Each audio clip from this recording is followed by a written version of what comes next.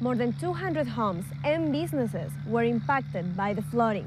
With more visitors here in downtown Wichita, local businesses continue to showcase the city's unique offerings. They also have tents around the area of Intros Bank Arena so people can come and check it out. The International Rescue Committee in Wichita has been helping resettle refugees in the community for over a decade. Since the federal program was paused in January, they haven't been able to welcome new families. Now they are working to raise money to continue supporting the refugees who are already here. Wheat crops that you see behind me were planted with months in advance, but a hailstorm could destroy them in minutes. Staff shortages, fewer foster families, and over 5,000 kids in care. Placement agencies are struggling to support the foster system. One agency in Wichita is now raising awareness about those problems and trying to make a difference. This is KWCH Studios, where just this morning they finished raising back most of the funding they lost due to federal cuts to public media. Farewell to MetroCards and hello to Omni. City officials have announced that the new Omni program for students is coming in replacement of student MetroCards. This new Omni program is looking to make public transportation affordable to students, starting this school year. New York is one of the many stops of birds migrating south, and birders are on the watch, especially a young group here in Staten Island.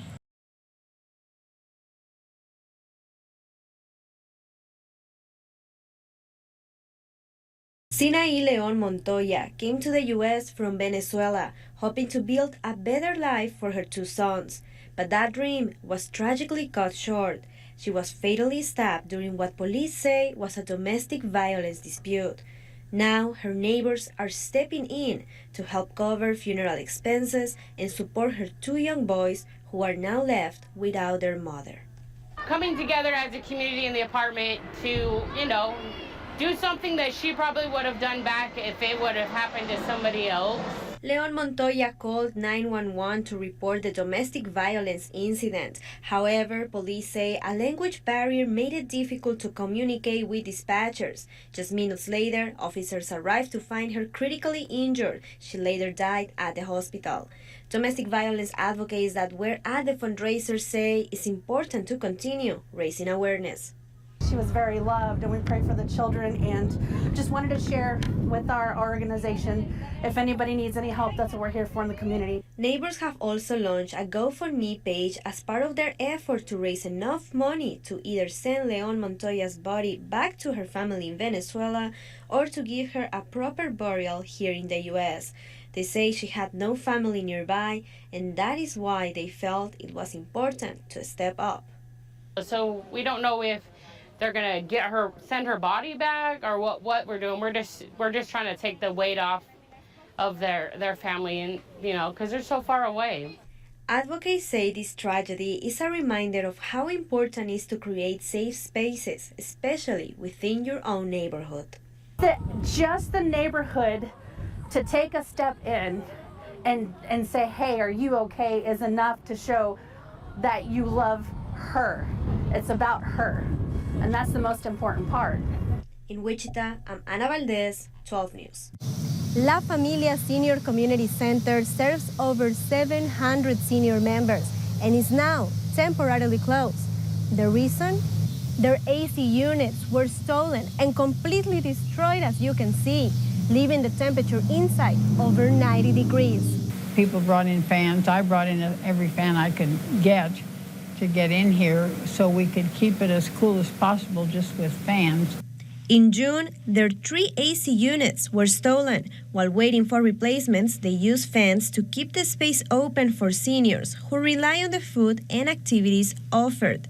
However, rising temperatures soon forced them to close. But the members started to complain of not feeling well and too hot and headaches, and when they started mentioning headaches and that, I thought we can't keep doing this. For families who use the center, the closure is a serious issue. Carmen takes care of her 90-year-old mom and depends on the center so she can work a part-time job to support her family. Viene varias gente aquí a comer. She tells me in Spanish, several people come to eat, socialize, and meet others, so many of us are impacted. This isn't the first place targeted. Just last week, Greater St. Mary's Missionary Baptist Church, which is only 7 minutes away from La Familia, also had its units stolen. They are now facing over $40,000 in replacement costs. They were primarily the units for our sanctuary, so we're not able to do anything in there right now. Now, the Senior Center is asking the community for help. They've opened a GoFundMe to replace the AC units and install a security system to prevent this from happening again, so they can continue serving seniors in the community. We'd like to get cages over the air conditioners and better lights and better security system around the center. In Wichita, I'm Ana Valdez, 12 News. Women in Wichita come together to the arcade for one thing, to play pinball. That's why we're the ICT Ball Busters. We're not just for us, we're for everybody. ICT Ball Busters meets weekly for 6 weeks at the arcade. The group started in 2023 to open a space for women in pinball, which the group says can be a very male-dominated game. We wanted a space just to kind of have our women players, women competitors come out and have a great time. And they're fabulous. We have like the greatest group. I'm so excited for everybody that we have. The group has also been playing competitively and is part of the International Flipper Pinball Association. One of their members recently became a state champion. I didn't think I'd make it this far, honestly. I thought maybe, I just play pinball for fun. People came up to me and was like, hey, you should join our league. I'm like, okay. So I did. The group welcomes all player levels and says playing together allows them to relax from the outside world and come together as a team.